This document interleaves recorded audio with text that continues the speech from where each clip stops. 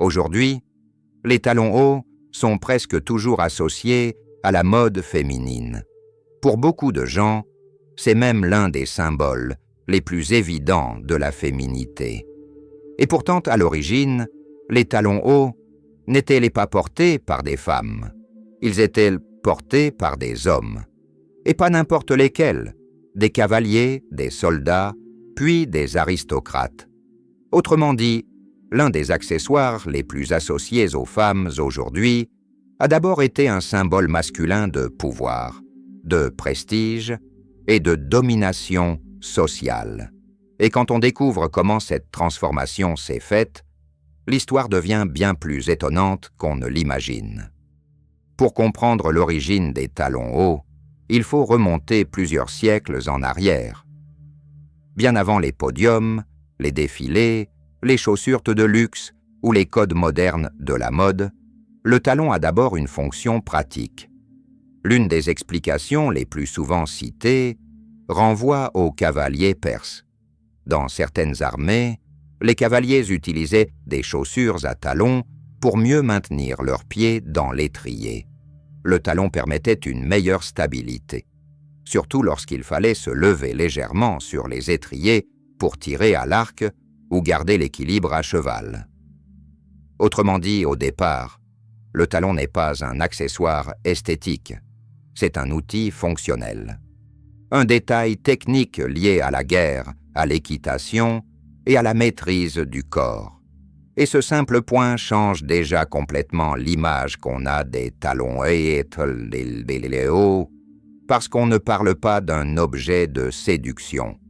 On parle d'un élément lié à la puissance, à la mobilité et au statut militaire. Mais l'histoire ne s'arrête pas là.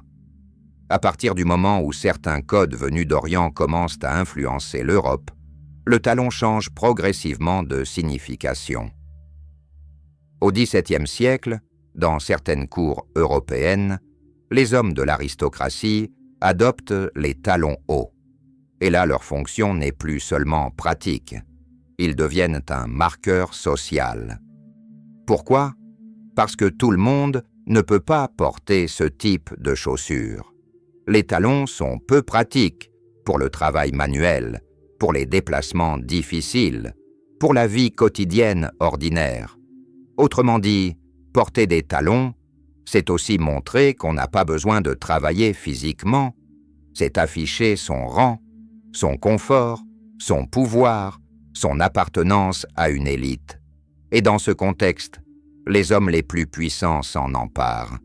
L'exemple le plus célèbre l'est probablement Louis XIV. Le roi de France portait des talons hauts, souvent rouges, et il en a même fait un symbole de prestige. À la cour, les talons deviennent alors bien plus qu'un simple détail vestimentaire. Ils participent à toute une mise en scène du pouvoir. La hauteur, la posture, la silhouette, la démarche, tout cela compte. Le vêtement aristocratique ne sert pas seulement à habiller. Il sert à impressionner, à hiérarchiser, à montrer qui domine. Et dans ce système, les talons ont toute leur place. Ils allongent la silhouette, ils modifient la posture. Ils rendent la marche plus théâtrale. Et surtout, ils signalent immédiatement qu'on appartient à un monde de privilèges. C'est donc un renversement total par rapport à l'image moderne qu'on a des talons hauts. Pendant longtemps, ils sont d'abord liés à la virilité sociale, au pouvoir politique et au prestige masculin. Mais alors, comment cet accessoire est-il devenu progressivement associé aux femmes? La réponse tient à l'évolution des codes vestimentaires. À partir du XVIIIe siècle, les différences entre mode masculine et mode féminine se redessinent peu à peu. Les hommes de l'élite commencent à abandonner certains signes vestimentaires jugés trop décoratifs. La mode masculine évolue vers quelque chose de plus sobre, plus austère, plus fonctionnel. Les femmes, en revanche, conservent davantage les éléments perçus comme décoratifs, raffinés ou stylisés. Et les talons hauts glisse progressivement de l'univers masculin vers l'univers féminin. Ce transfert ne se fait pas du jour au lendemain. Mais avec le temps, l'objet change complètement de sens. Ce qui était autrefois un signe de pouvoir masculin devient peu à peu un symbole de féminité, d'élégance, puis de séduction. Et c'est là que l'histoire devient fascinante, parce que l'objet ne change pas seulement d'utilisateur, il change aussi de signification culturelle. Le même accessoire peut donc raconter deux histoires totalement opposées selon l'époque. D'abord, puissance, cheval, guerre, aristocratie masculine. Puis, mode, élégance, féminité, séduction. Et ce glissement est énorme. Il montre à quel point les objets de mode ne sont jamais neutres.